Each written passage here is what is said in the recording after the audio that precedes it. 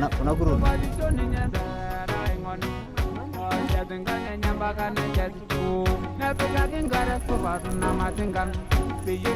name is Catherine Lengewa, and I work for the Center for Behavior Change and Communication. I'm the Technical and Strategy Director. It's unfortunate I was not able to make it. I wish I was there in person to give this talk.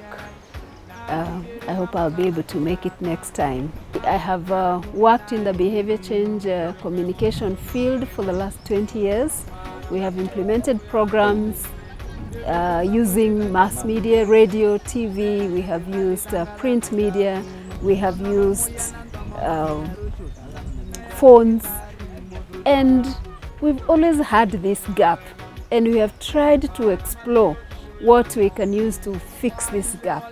But it has not been possible until when I went to the Addis Ababa SBCC Summit, where I met Cliff. And when I saw the talking books, I was shocked, I was amazed, and I knew this is the gadget we've been looking for, because it addresses all the challenges and all the gaps that we've had in SBCC for the last 20 years. I want to describe the talking book program using Samburu County as a case study, so that you know how it fits in and how it feels like this program was specifically designed for the Samburu County.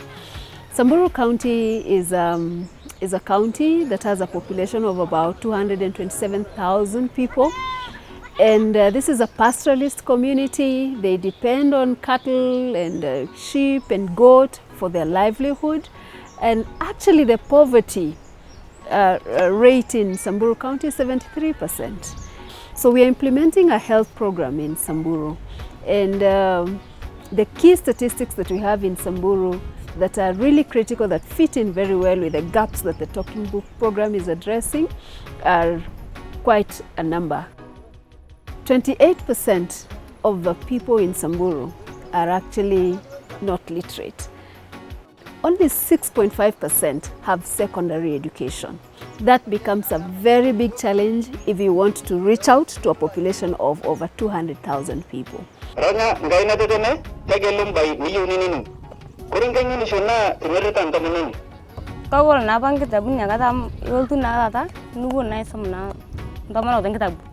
Nagor na tumo na Digisomo moguro nago amu intaranya naga ninte perme gona ni neni naga pokin nati. Only 6.2% of the households have electricity, meaning actually even if you needed to use phones, needed to use radio or TV, it becomes a challenge. The talking book comes in very handy because you don't need electricity, uses battery. You only use audio, therefore you can use local language to communicate to the community. So it bridges the gap fully in the issues that have persistently been a challenge. In the county, we have about 46,000 women of reproductive age. And out of these 46,000, only 18% deliver in a hospital. We have only 58 facilities, health facilities in that whole population. So it means the facilities are far distant. From the homes to the health facility is another issue. So it becomes so crucial and critical to have an intervention like the talking book program. We did a formative assessment, and from the formative assessment, one of the key issues that emerged is that we have a lot of misinformation and also knowledge gaps in the community. And we developed information and recorded this information in local language in the talking books to address these gaps and the barriers and the misinformation. The community health volunteers are trained. So in the catchment area where we are working in, we have several community units. And we have a target of 1,000 community health volunteers. In the last 2 months, we have managed to train 94 community health volunteers, and we have given them the talking books. They have understood how to use, and they're now currently using the talking book program in the community. So when the mothers meet, they meet on a weekly basis. And when they meet on a weekly basis, they are supported by a community health volunteer who educates them.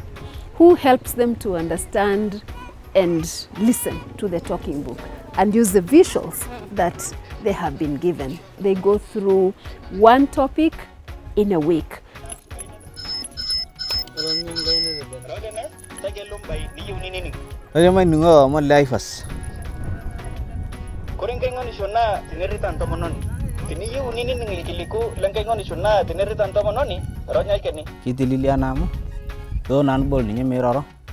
Nipik duaka itiliki ngoji alafu niata iya na kitabu sapuk naata kuldo tungana kuna kitabuni kunini na kincho nanja kuna kunini ntumia iya na sapuk nerota radio na kirkuruko pooki tonobo.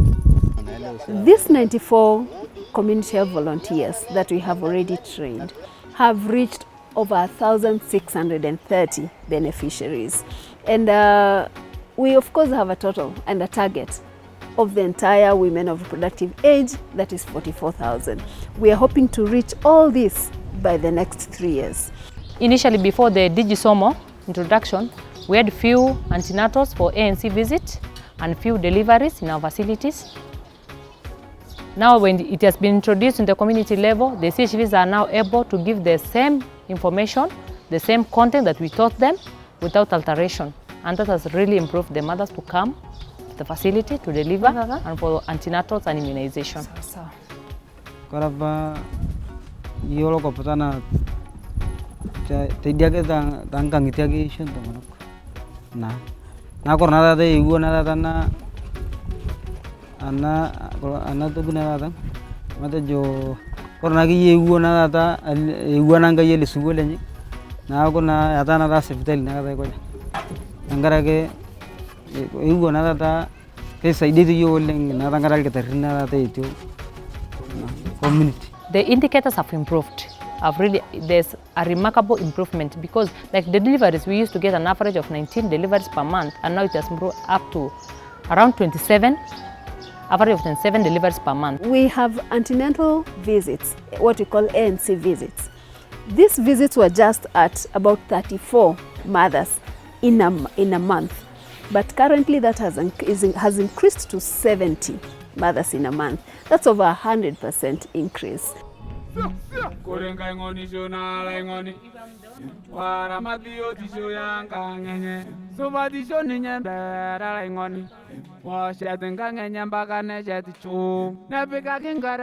Using the software installed in the computer, what we do, we extract that information using the USB cable so that we're able to get the data that they have used for the period of the deployment. That data is then uploaded into the Amplio website where they do the analysis, they process that data, then send it back to us in the form of a report. With continued support, we feel as they continue to implement this, we're going to have much greater results around all the many other indicators.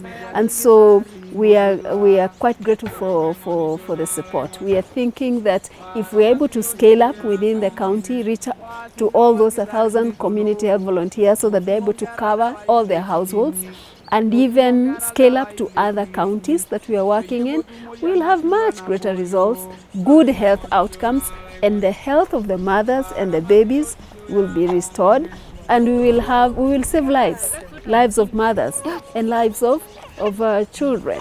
You can imagine if we didn't have the program, what would be happening? We would still have maintained the position where we were in. Few mothers would understand the consequences and continue to deliver at home.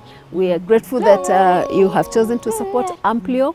Amplio has been of great help to the team in Kenya, both in provision of talking books as well as building our capacity to implement the program and continuous support. So thank you very much. We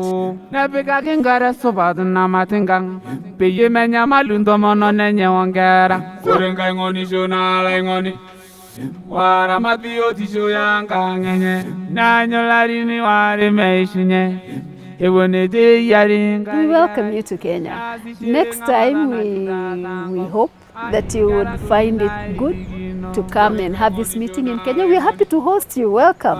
Come, we'll take you to the community to see the Samburu community, and you'll eat the meat and the goats that we eat out there in the community.